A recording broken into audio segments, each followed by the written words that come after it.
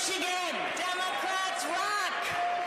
Democrats rock. Thank you so much. You've heard from lots of people today. I'm so grateful. I've told several friends who've been asked to speak other times, you're going to get really tired of standing up and saying nice things about me. But I appreciate so much all the love and support in this room. I want to say in a minute, I want to say something about my dear friend Dan. We have literally been partners between the House and the Senate at every step. But I have to say, this is so exciting for me this week. I know it is for all of us.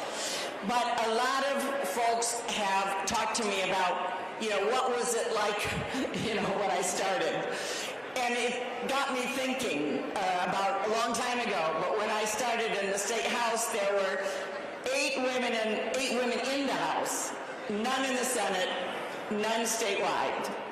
And so now do we not only have the wonderful women leaders statewide, we've got the head of the Senate Democratic majority, Winnie Bray.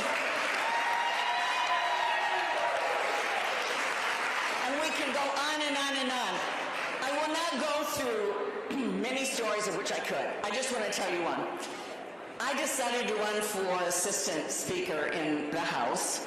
We'd not had a woman before. I ended up in assistant position, but they had argued that in the room of 110 people standing up in front, I wouldn't be able to control the House.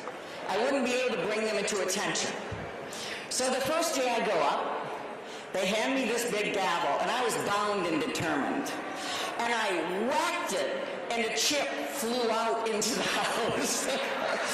For years, that gavel was there with a chip. And I said, I did that. But obviously, we have seen women leaders like Jennifer Granholm and Gretchen Whitmore and our leaders bring people, call them to order, and have that be something that we now take routinely. The other thing I will just mention, I so appreciate Mayor Duggan talking about that race in '94.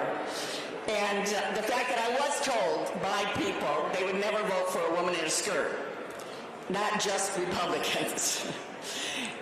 We made it through. 2000, when I ran against Spence Abraham, I didn't realize a woman had never beaten an incumbent U.S. Senator in the whole country. They didn't tell me that when I announced. They didn't tell me that when I was running. I didn't know till after I won that a woman had never beaten an incumbent United States Senator before, and there's an asterisk there by my name, so I'm very proud of that.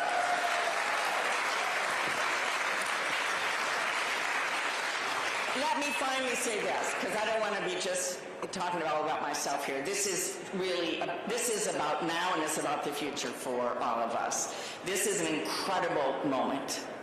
I have to say, seeing Hillary Clinton up on that stage, and she was wonderful, her courage in stepping forward to put a woman's face on running for president, a woman's face on being in a national debate. Don't underestimate how critical it is. We have to see women's faces in power to make power happen.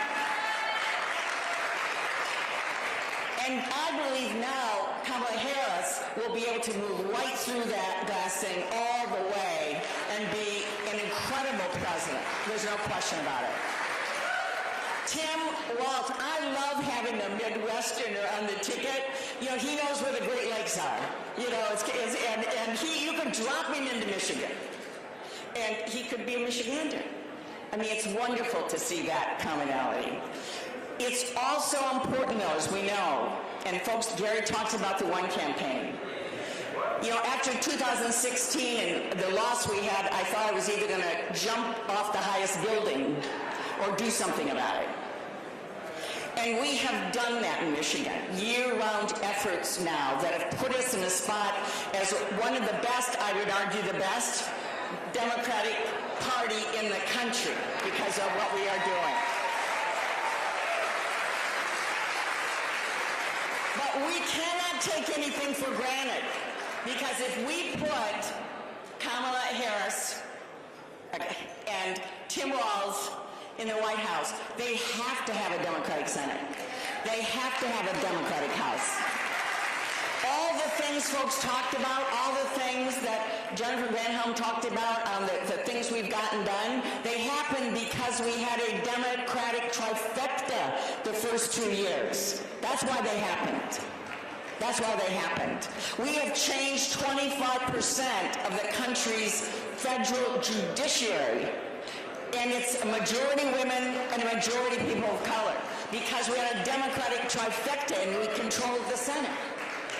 If we can do that again for another 4 years under a Democratic administration, we will have changed 50% of the federal judges. And how important are federal judges today?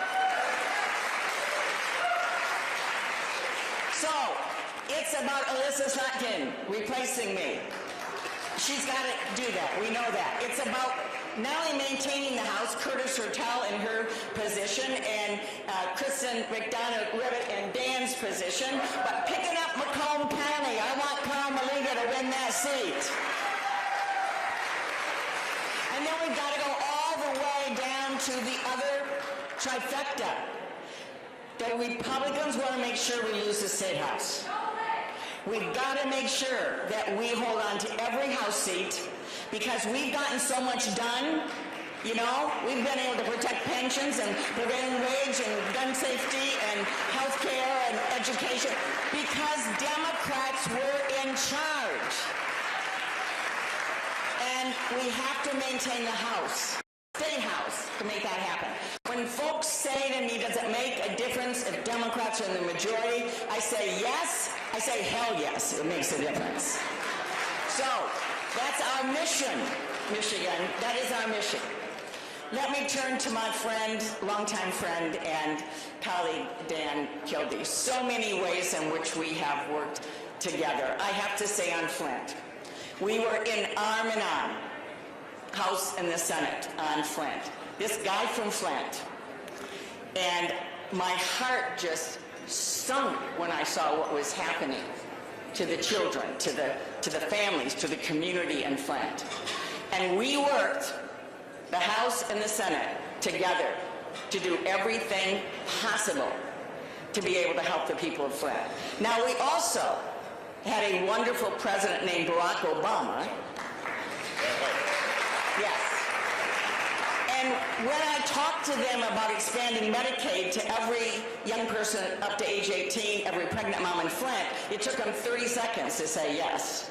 So we were able to do a whole range of food assistance and so on. But the hard work was getting the money for the pipes, the registry, the long-term things, and Dan was relentless, absolutely relentless on this. And it took us being relentless in the House and the Senate because they were in the majority, and honestly, they didn't care. So we had to leverage it. Dan had to leverage everything in the House.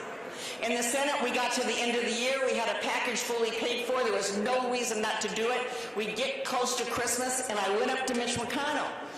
And I'd never done this before, so he took me seriously. I said, Mitch, look at my face.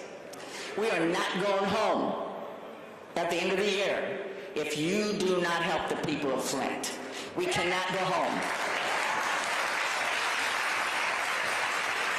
And we got it done, the two of us. But Dan, in his housing efforts, as Mike talked about, his vision, and from the land bank being the leader, leading on Flint. But now we look to the future. Things like solar. House, Senate.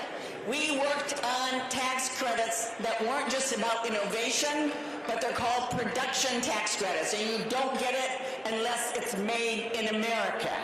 And that's what we did. That's what we got done. Dan has been the leader.